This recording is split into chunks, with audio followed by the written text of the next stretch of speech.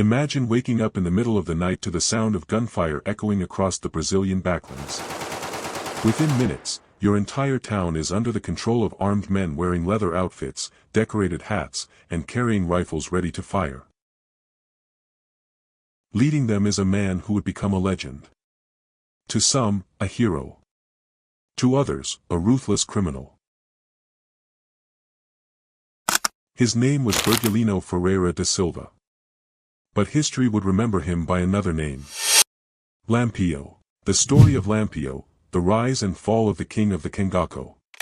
Born in 1898 in the state of Pernambuco, Virgulino grew up in a harsh environment shaped by drought, poverty, and weak government presence. Law enforcement was limited. Violence was common. And family feuds often ended in bloodshed. His father, José Ferreira, was a small cattle rancher and trader. For years, the family lived a relatively peaceful life. That peace eventually came to an end. Conflicts with rival families escalated. Local authorities became involved. Tensions continued to rise. Then, in 1921, José Ferreira was killed during a police operation. For Virgulino, everything changed. Consumed by anger and a desire for revenge, he abandoned any chance of a normal life. From that moment on, he entered the world of the Cangaco. At first, Virgulino joined existing bands of Cangaceros. But it quickly became clear that he possessed qualities few others had. Strategic intelligence, discipline, and an exceptional ability to lead men through one of the harshest environments in Brazil. Within a few years, he had formed his own group. And he began building a legend. The nickname, Lampiao, emerged because witnesses claimed he fired his rifle so rapidly during battles that the flashes looked like a bright lantern glowing in the darkness. The name stuck. And soon it spread throughout northeastern Brazil. As his reputation grew, so did the fear surrounding him. Lampiao and his men crossed vast territories. Pernambuco, Bahia, Sergipe, Alagoas, Paraíba, Rio Grande do Norte, Ceará. No place seemed beyond their reach. Their attacks were swift, calculated, and often brutal. Ranches were looted. Towns were invaded. Enemies were executed. Those who cooperated could be rewarded. Those who resisted often paid a terrible price. But there is a reason why Lampiao became more than just another outlaw forgotten by history. He understood the power of image. Long before social media, television, or the internet, Lampiao carefully built his own public identity. He posed for photographs. He wore elaborate clothing. He displayed jewelry. He decorated his weapons and equipment. Every detail helped strengthen the myth. The result was remarkable. While many viewed him as a violent criminal, others saw him as a symbol of resistance against powerful landowners and corrupt authorities. The legend continued to grow. And so did his influence. To understand the history of Lampiao, it is important to know how his gang operated. Contrary to the image of a disorganized group of armed men wandering through the backlands, the gang had a relatively structured organization based on hierarchy, discipline, and mobility. Virgulino Ferreira da Silva, known as Lampiao, was the absolute leader. All major decisions went through him, from choosing travel routes to planning actions against enemies. Below Lampiao were trusted lieutenants who commanded smaller groups within the gang. This structure allowed for greater control and made it easier to operate across different regions of northeastern Brazil. Survival depended on constant movement. The group rarely stayed in one place for long. To avoid police ambushes and military expeditions, the Cangaceros traveled great distances through the harsh backlands, using little-known trails and relying on their deep knowledge of the Caatinga, the region's dry thorny scrubland. Their ability to move quickly was one of the gang's greatest advantages. Another essential element was the support network formed by people known as coiteiros. These were local residents who provided shelter, food, information, and hiding places. Some helped out of friendship or admiration, while others did so out of fear of retaliation. Without this network of supporters, it would have been extremely difficult for the gang to remain active for so many years. Discipline within the group was strict. Lampiao demanded obedience and punished those who disobeyed his orders. The gang also followed rules regarding the distribution of money, weapons, and supplies obtained during their operations. Loyalty was highly valued, while betrayal was dealt with harshly. Weapons were another important aspect of the gang's organization. The Cangaceros worked to keep their firearms in good condition and often sought to acquire modern weapons for the time. In addition, they developed a distinctive visual identity, wearing decorated leather clothing, ornate hats, and various accessories. These items not only offered protection against the harsh environment of the backlands but also helped project an image of power and prestige.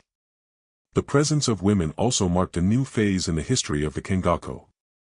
After the arrival of Maria Bonita and other female companions, some camps adopted a different routine, with longer stays in certain locations and a more structured daily life.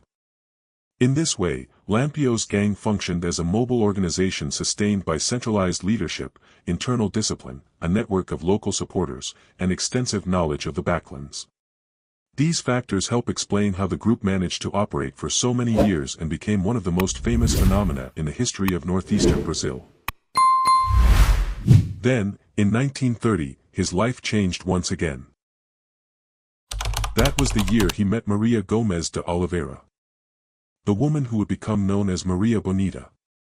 Their relationship quickly attracted attention. Maria Bonita left her previous life behind and joined Lampiao in the Caatinga. Her presence transformed the Cangaco. Other women began joining the bands. And the group's image evolved into something even more iconic. Together, Lampiao and Maria Bonita became one of the most famous couples in Brazilian history. A memória do coronel esqueceu esta mulher, Maria de Ideia, que criou no sertão um mito de coragem e beleza quando abandonou seu marido para viver com Lampião. Maria Bonita, ainda viva na memória dos cantadores como beleza e vaidade. A mulher de Lampião quase morre de uma dor porque não fez um vestido com a fumaça do vapor. Para ela, o próprio Lampião escreveu: também tive meus amores, cultivei minha paixão, amei uma flor mimosa, filha lá do meu sertão, sonhei de gozar a vida bem junto à prenda querida a quem dei meu coração.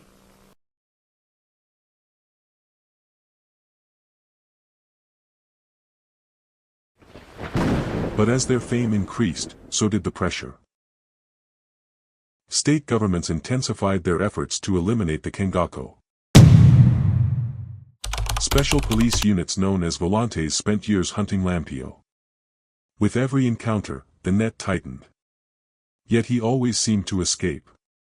He knew the Caatinga better than anyone. He knew where to find water, where to hide, how to disappear. For nearly 2 decades, capturing him seemed impossible.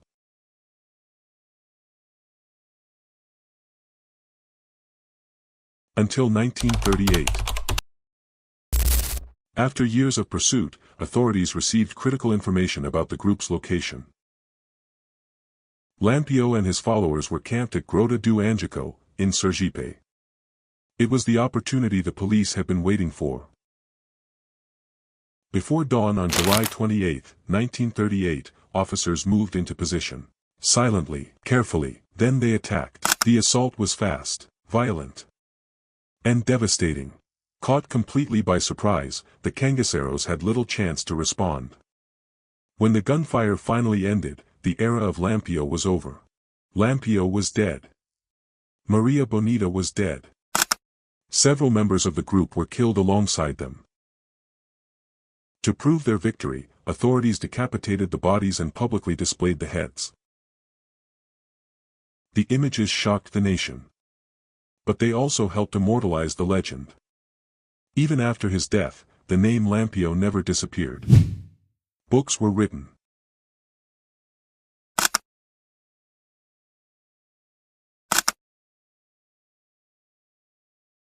Films were produced.